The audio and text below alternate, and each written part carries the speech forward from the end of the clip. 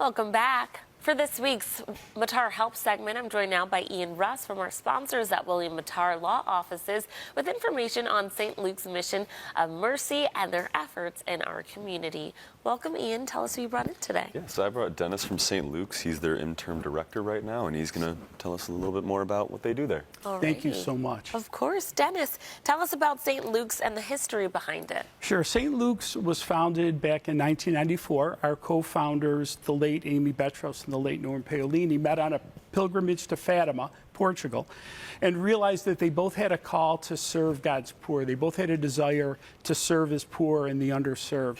When they got back to Buffalo, they decided to buy a mission, or to start a mission to help the poor. And at the time, the Diocese of Buffalo was selling the St. Luke's Church, School, Rectory, and Convent. And with the help of a generous benefactor, they were able to purchase the entire complex.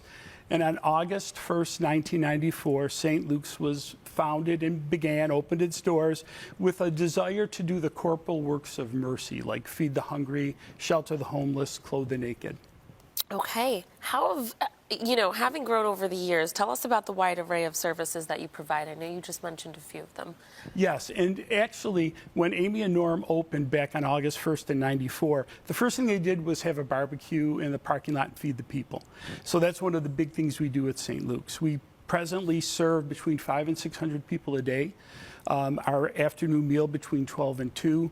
We have a sandwich ministry out of one of our houses that provides sandwiches, pop, coffee, water in the morning and the evening for people that can't make our meal. And we also have a weekly food giveaway, and we give away bundles of food to over 200 families. Wow, okay. Now, your efforts especially ramp up around the holidays, of course, during Thanksgiving and Christmas time. So tell us how you're able to give back. Sure. For Thanksgiving, we do a large food giveaway where we give away to over 2,000 families. And each family receives two bags of dry goods, cranberry sauce, stuffing mix. They also receive a large chicken and a bag of produce. At Christmas, we do a very similar food giveaway for 1,800 families.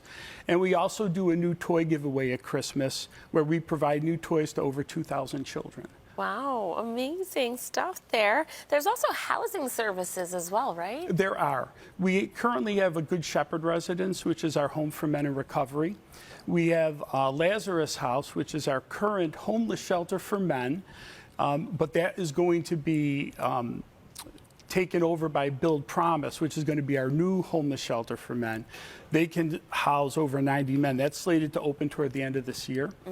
We have Gospel Village, which is 7 homes with an 8th to be built coming up this year, or for 2026. And that's for single mothers and their children. And we also own about 18 homes in the neighborhood where we house individuals and families that have come upon hard times. Wow, amazing work there.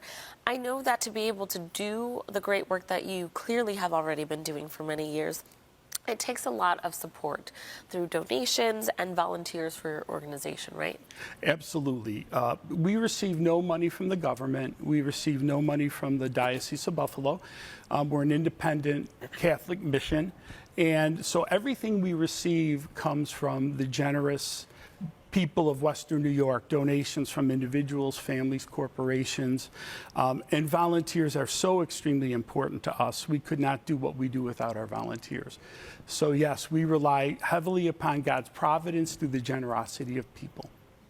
And do you want to tell us how 𝗪𝗓𝗧𝗛, the law offices of 𝗪𝗓𝗧𝗛, kind of discovered St. Luke's, their mission, and why it was important for you to showcase them? Yeah, sure. So the Mattars themselves are very involved with St. Luke's, and especially in Build Promise. I know that we are currently housing a couple other people in our offices while their facility's being built. So, we see them on the daily, get to see some of their meetings going on, and they're doing some great work. And so it's just something that's close to the Mattars and the firm as a whole. And, we always try to bring on people who are doing great stuff in the community. And like you said, they've been doing it for so long. So it's just great to give them a little highlight here. What are some of the greatest needs for St. Luke's right now? I would say right now, we just started our Turn Up the Heat campaign. We found out very recently that our main steam pipes in our church will not survive another winter. So they have to be replaced, and that's $326,000. Wow. So we've started our campaign. We're on our way. We have over $100,000 raised, but we're really looking for people to help us raise the funds to be able to heat the church safely this winter. Not only because it's our spiritual home, but we also do our Thanksgiving and Christmas food giveaways in the church. Our new toy drive gets staged in the church. So the church is a vital part of our holiday ministry. So having it completed before the mid-November, in the cold, is going to be a real blessing to us. Alrighty. Well, thank you so much for coming in and sharing more about this. Viewers, if you'd like to learn more about all the ways our sponsors at the law offices of William Mattar are helping our community, just visit 𝗪𝗓𝗡𝗏𝗪.com, and you can learn more about St. Luke's Mission of Mercy by visiting stlukesmissionofmercy.org. Thanks again for coming in. Thank you so much for having me. Thank you.